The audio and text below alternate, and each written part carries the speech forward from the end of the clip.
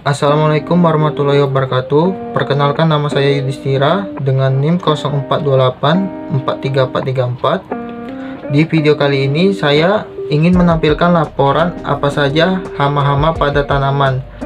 Tanpa basa-basi, yuk langsung simak aja videonya. Hama pertama yang saya akan bahas adalah bekicot dengan nama latin Achatina fulica.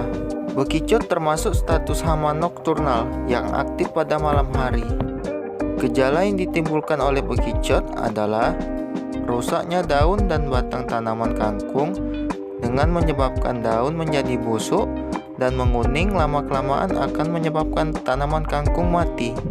Kepadatan intensitas serangan menurut petani setempat, dalam satu lahan biasanya sedikit ditemukan bekicot. Pada tanaman kangkung kira-kira perbandingannya sekitar 1:50 atau 5% dari lahan. Cara pengendalian telah dilakukan menurut petani setempat dengan cara mengambil bekicot dan membuang jauh-jauh dari area tanaman kangkung, membersihkan gulma dan rumput, taburkan nematisida di sekitar tanaman, memetik daun yang sudah kuning. Hama kedua adalah ulat penggulung daun dengan nama latin Hedylepta indicata fabricius. Tanaman yang diserang oleh hama ini adalah bayam.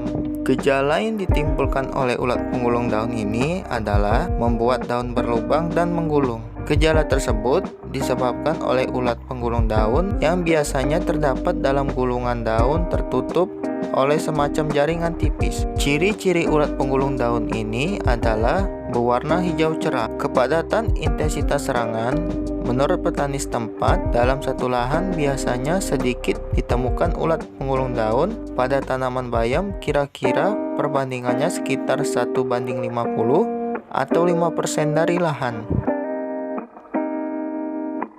Menurut petani setempat, cara pengendaliannya secara manual, yaitu daun yang rusak atau yang ada hamanya dibuang agar tidak merambat ke tanaman bayam yang lain.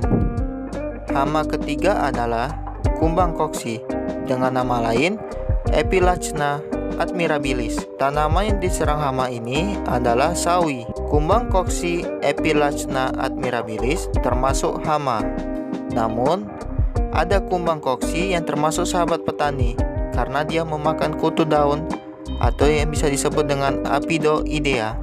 Kumbang koksi ini termasuk predator karena dia memakan kutu daun. Gejala yang ditimbulkan adalah membuat daun berlubang. Pada saat makan, kumbang akan meninggalkan jejak pada daun bekas makanannya, tidak memakan urat daun, dan juga menimbulkan kerusakan pada nektar dari tanaman. Kepadatan atau intensitas serangan menurut petani setempat, dalam satu lahan biasanya sedikit ditemukan kumbang koksi. Pada tanaman sawi kira-kira perbandingannya sekitar 10:50 dari lahan. Cara pengendalian telah dilakukan menurut petani setempat.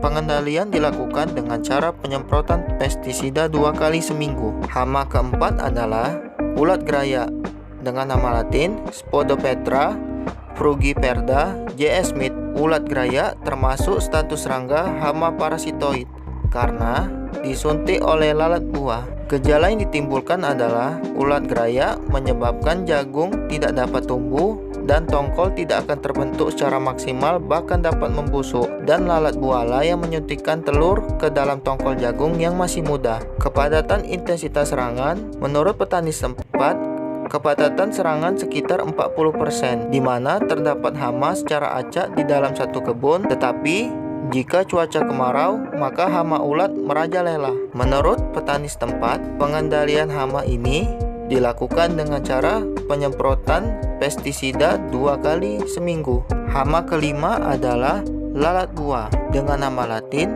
Bachstrochera spp. Tanaman yang diserang hama ini adalah tanaman terong bulat. Lalat buah termasuk parasit hama karena dia bertelur di tanaman yang dia hinggapi. Gejala yang ditimbulkannya adalah lalat ini bertelur pada buah terong dan akan menetas menjadi larva. Larva tersebut memakan buah terong hingga menyebabkan buah berlubang dan busuk. Kepadatan intensitas serangannya di dalam 2 baris lahan ada sekitar 4-8 buah dari 30 buah terong bulat yang kondisinya busuk karena larva dari telur lalat buah. Cara pengendalian yang telah dilakukan, menurut petani setempat, mereka menanam ulang bibit terong karena jika sudah terinfeksi, kualitasnya tidak bagus atau tidak layak lagi, dan menyemprot inseksida yang berbau tajam untuk menghalau lalat buah datang ke terong bulat lagi. Oke, sekian dari saya. Jika ada kesalahan penyampaian informasi, saya mohon maaf sebesar-besarnya. Saya akhiri. Wassalamualaikum warahmatullahi wabarakatuh.